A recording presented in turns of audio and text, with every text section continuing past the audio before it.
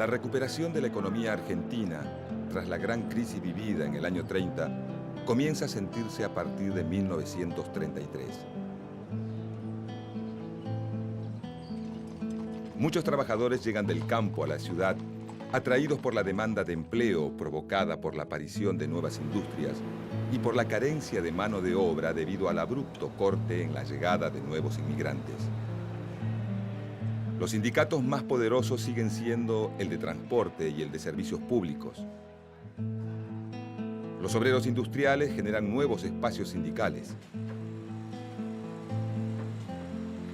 Aunque el sindicato de la construcción, actividad en pleno auge, es uno de los que más trabajadores congrega.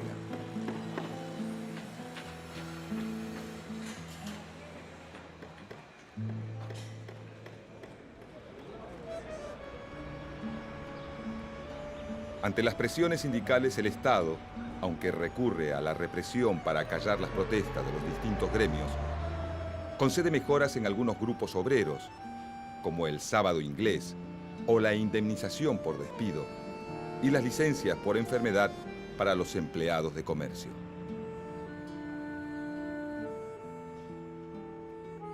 Durante la presidencia de Agustín P. Justo, muchos de los nuevos dirigentes sindicales creen que el Estado es un interlocutor válido para acceder a mejores salarios y condiciones de trabajo, pero intentan mantener una posición apartidaria, postura dominante en buena parte del movimiento obrero.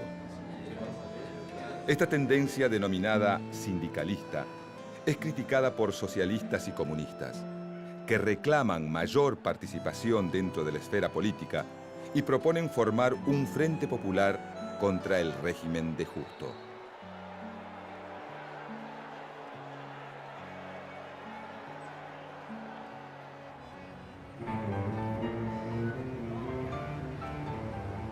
En elecciones fraudulentas se impone la fórmula Roberto Ortiz-Ramón Castillo, que asume la presidencia en febrero de 1938.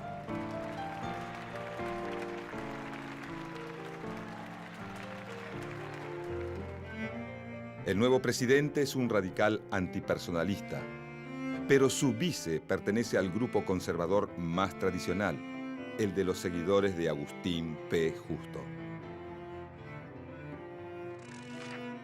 El presidente Ortiz se acerca al radicalismo atacando al fraude electoral con la convicción de que sin Irigoyen, muerto en 1933, el radicalismo puede ser una fuerza política moderada.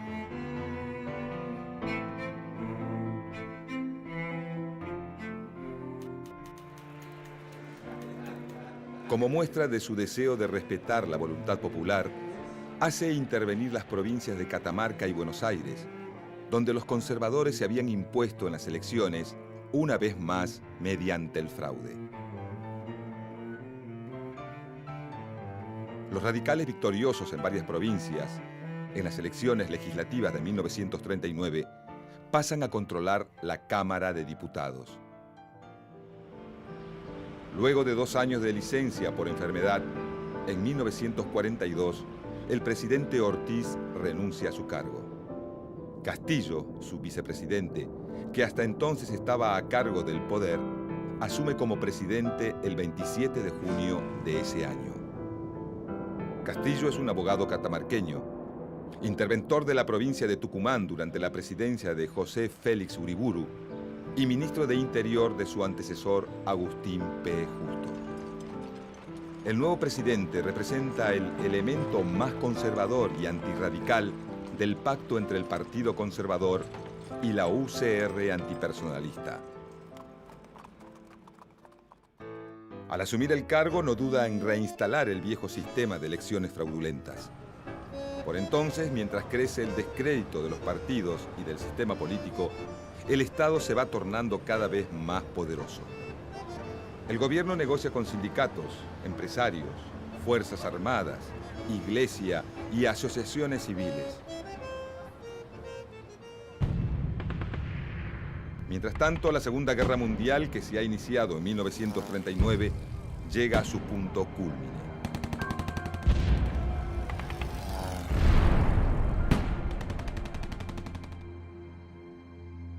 La República Argentina ha declarado, como es notorio, su neutralidad frente a la actual guerra europea y ha de cumplirla estrictamente.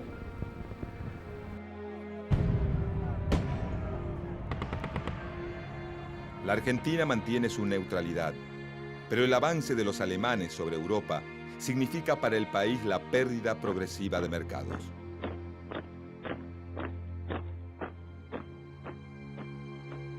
Las consecuencias para la economía argentina son importantes. Solo Gran Bretaña se sostiene como un mercado significativo, pero por un acuerdo firmado con los británicos bajo la presidencia de Ortiz Castillo, las libras obtenidas por la venta de carne argentina deberán quedar en Londres hasta el final de la guerra. En esos años de conflagración mundial, la Argentina comienza a reemplazar las importaciones provenientes del viejo continente, llegando incluso a exportar productos manufacturados hacia otros países latinoamericanos. El progreso de la industria nacional es evidente. Pero todos se preguntan qué ocurrirá cuando la guerra llegue a su fin. Los industriales saben que su situación excepcional se debe al conflicto mundial y que cuando termine la guerra necesitarán de la protección estatal. La solución que se postula desde el Estado es el Plan Pinedo, cuyo nombre oficial es Plan de Reactivación Económica Nacional. El Plan Pinedo propone sostener solo a industrias viables, aquellas que no necesitan de materias primas importadas para funcionar y que no requieren la aplicación de medidas arancelarias para poder competir con los productos manufacturados. Para las demás industrias, que son la mayoría, no se prevé ningún tipo de protección. El plan es aprobado en el Senado, pero no llega a ser tratado en la Cámara de Diputados por el conflicto entre radicales y oficialistas.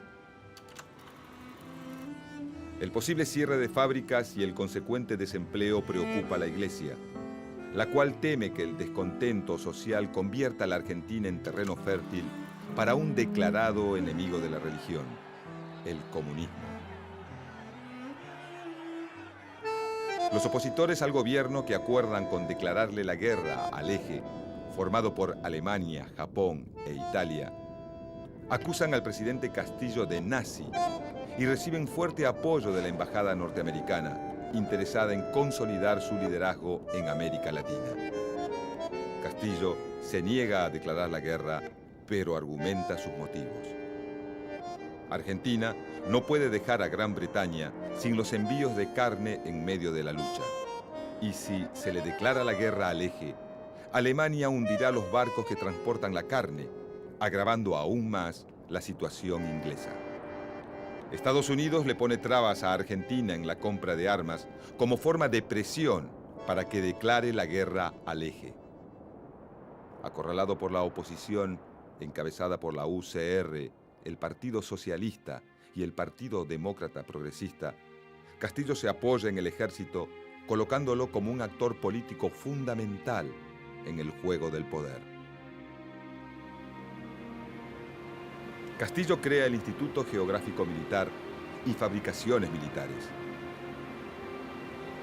conformando así a algunos nacionalistas del ejército que creen en el desarrollo industrial del país como posibilidad para autoabastecerse de armamentos.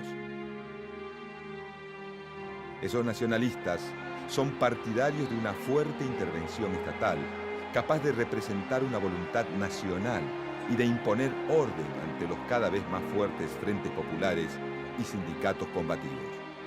Para 1943, el oficialismo y la oposición se disputan el apoyo del ejército como forma de asegurar la continuidad del régimen o de terminar con él.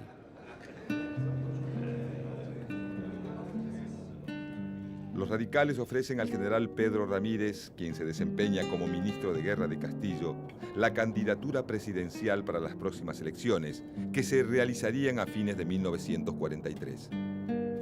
El presidente, en represalia, exige la renuncia del ministro Ramírez Pero Castillo ya ha perdido el poder real. Son ahora las Fuerzas Armadas las que manejan los verdaderos hilos del poder y reaccionan derrocándolo con un golpe de Estado el 4 de junio de 1943.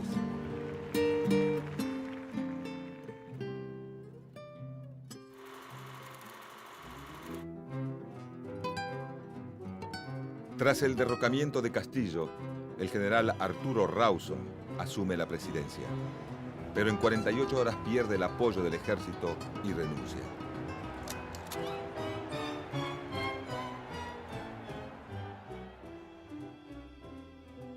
Entonces es Pedro Ramírez quien lo sucede y el Ministerio de Guerra pasa a ser controlado por un grupo de oficiales que conforman la logia GO. Los integrantes de la logia GO son en su mayoría coroneles que coinciden en la necesidad de dar más disciplina al ejército, acabar con la corrupción y ven al comunismo como el gran enemigo del momento. Su principal referente es el ministro de Guerra, Edelmiro Farrell.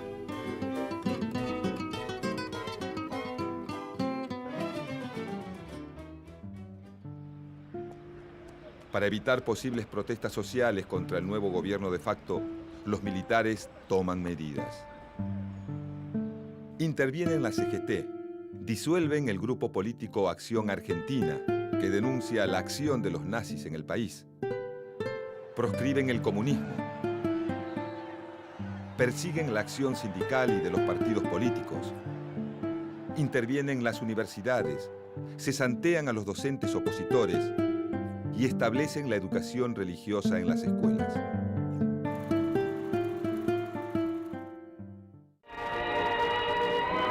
Argentina no puede ni debe penetrar el comunismo. Toda medida de represión siempre justificada frente a los intentos disolventes de los principios de religión, de familia y de patria en la fraternal y progresista sociedad argentina. El argumento principal de las Fuerzas Armadas es el de evitar la instalación de un régimen comunista en la Argentina. Y para ello, cuentan con la colaboración de los viejos nacionalistas del expresidente Uriburu. La oposición que antes acusaba a Castillo de nazi, ahora compara al gobierno militar con el régimen nacional socialista. En realidad, en el gobierno existen varias tendencias y líneas internas que se dividen entre militares afines al nazismo, algunos cercanos a los aliados y otros neutrales.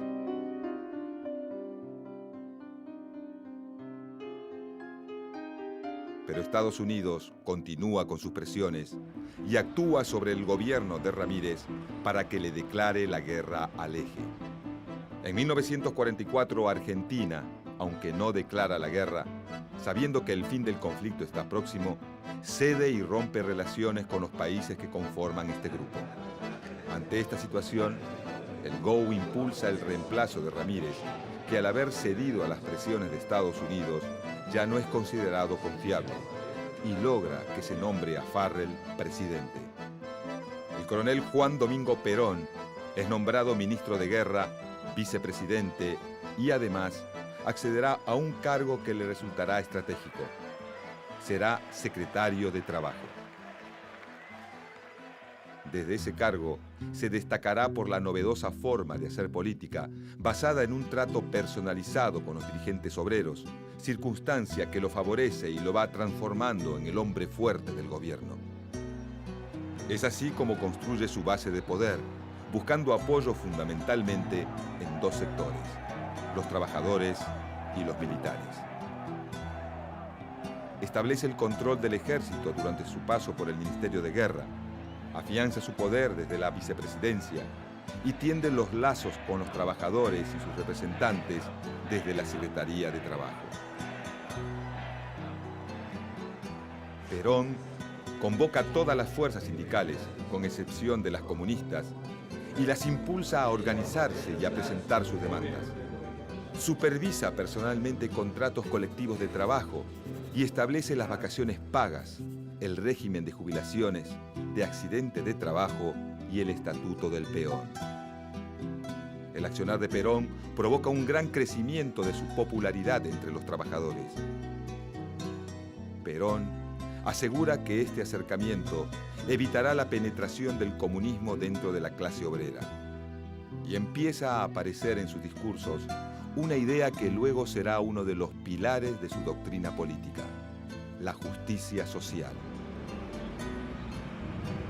Pero las medidas y leyes que Perón va obteniendo a favor de la clase trabajadora distancian al gobierno de Farrell de importantes sectores del empresariado nacional.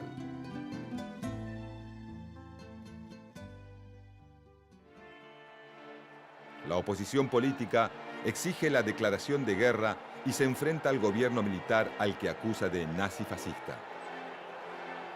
Finalmente, cuando el conflicto bélico está prácticamente definido y para tranquilizar a la oposición, Farrell cede y le declara la guerra al eje. Ganando espacio en el mapa político, los partidos opositores al gobierno se alían en la Unión Democrática, donde convergen radicales, demoprogresistas, socialistas, comunistas y conservadores. Exigen la entrega del poder a la Corte Suprema y el inmediato llamado a elecciones. En junio de 1945, la situación política del gobierno militar se empieza a complicar. Se publica el Manifiesto del Comercio y la Industria, redactado y pagado por las asociaciones de patrones, que ataca a la política económica acusándola de desacertada y fascista. En septiembre se realiza una multitudinaria marcha llamada de la Constitución y la Libertad, convocada por la Unión Democrática, que agudiza la crisis política del gobierno.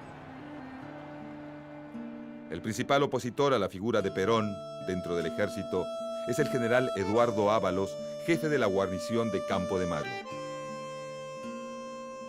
El inicio del conflicto se produce con la designación del jefe de Correos y Telecomunicaciones, lugar clave cuando se realizan elecciones, ya que desde allí se coordina la parte operativa de los comicios de todo el país.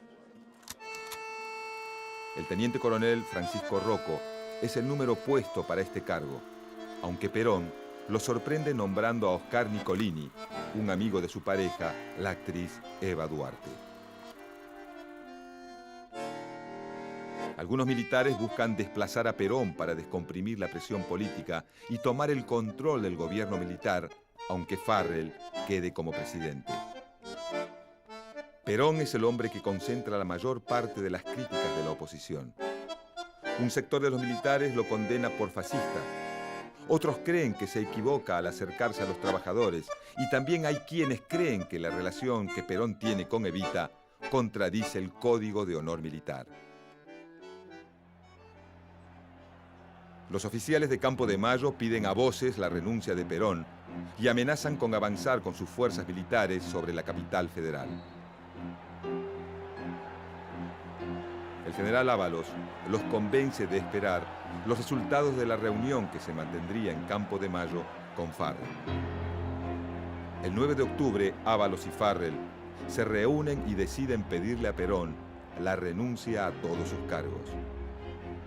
Una comisión notifica a Perón de esta decisión y al poco tiempo regresa a Campo de Mayo con su renuncia.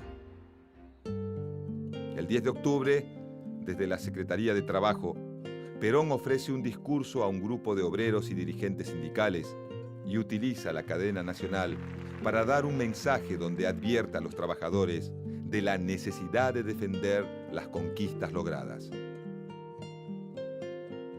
Estos discursos llevaron a Ábalos, flamante ministro de Guerra, a ordenar el arresto de Perón. El 13 de octubre, Perón es detenido y trasladado a la isla Martín García.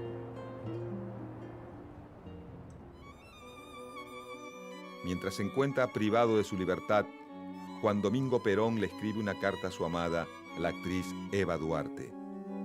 En un documento íntimo que quedará para siempre en la memoria de los argentinos, le dice que la quiere. Le avisa que ha pedido el retiro de la fuerza y que apenas recobre su libertad se casarán. y se irán a vivir tranquilos a algún lugar de Chubut. Se queja de que tanto Ábalos como Farrell lo han traicionado y le dice que le pase una nota a Domingo Mercante para que inicie acciones legales. También le pide que se quede tranquila.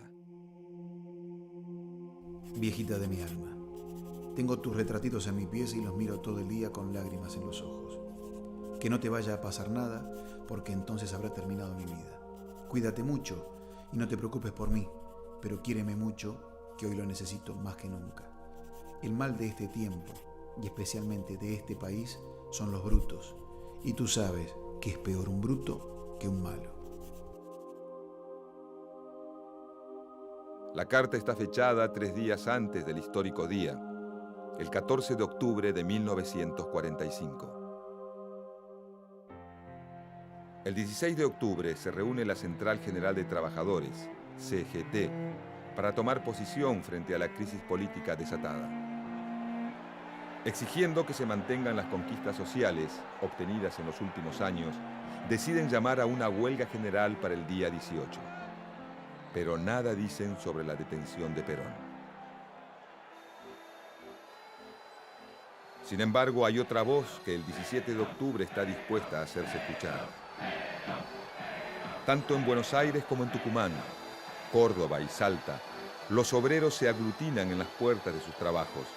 Son muchos los que preguntan por Perón. En algunos barrios porteños y del cono urbano, donde abundan las fábricas, comienzan las movilizaciones que claman por su nuevo líder. Juan Domingo Perón es trasladado desde la isla Martín García, en donde se encuentra preso, hacia el hospital militar. Aunque lo visitan políticos, funcionarios, militares y hasta una delegación obrera. Nadie puede asegurar si está internado, detenido o en libertad.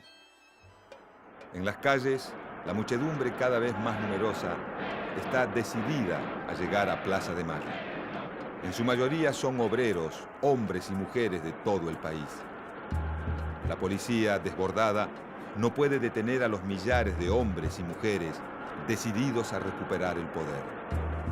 En la Casa de Gobierno, el presidente Farrell y el ministro de Guerra Ábalos reciben los continuos informes de la policía que dan cuenta del avance de los acontecimientos y las presiones de algunos generales que exigen reprimir con el ejército a los manifestantes. Domingo Mercante, colaborador de Perón, llega a la Casa de Gobierno con una orden: dejar que se junte la mayor cantidad de gente. El ministro de Guerra Ábalos le ordena como su superior hablarle a la multitud para lograr la desconcentración. Ante el intento vano de Mercante de dar un discurso, es el mismo Ábalos quien sale al balcón para convencer a la multitud. La silbatina y el griterío son ensordecedores. Para las 5 de la tarde, el calor en la plaza es agobiante. Salvo el diario La Época, cuyo director, Eduardo Colom, apoyaba a Perón, ninguna publicación de la tarde le da importancia a los sucesos. La espontánea consigna popular de concentrarse en Plaza de Mayo es un hecho sin precedentes. Farrell se retira a la residencia presidencial y deja a cargo de la situación a su ministro de Guerra, que decide entrevistarse con Perón en el hospital militar. Tras la reunión, Ábalos se comunica con Campo de Mayo para anunciar que Perón le hablará al pueblo desde los balcones de la Casa de Gobierno. La noticia conmueve a los militares que provocaron la renuncia de Perón, pero la desconcentración por medio de la fuerza ya no es posible sin desatar una batalla campal de consecuencias inimaginables.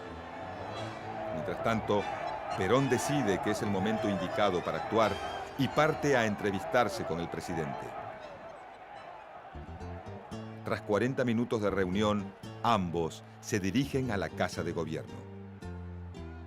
En la plaza, la noche se ilumina con miles de antorchas improvisadas.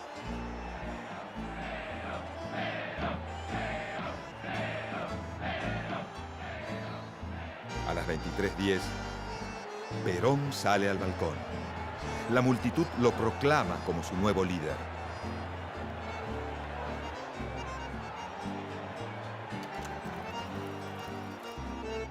En un país que viene de 13 años de fraude electoral y de 2 de gobierno militar, la manifestación del 17 de octubre de 1945 evidencia el crecimiento, la organización y la politización de la clase obrera argentina.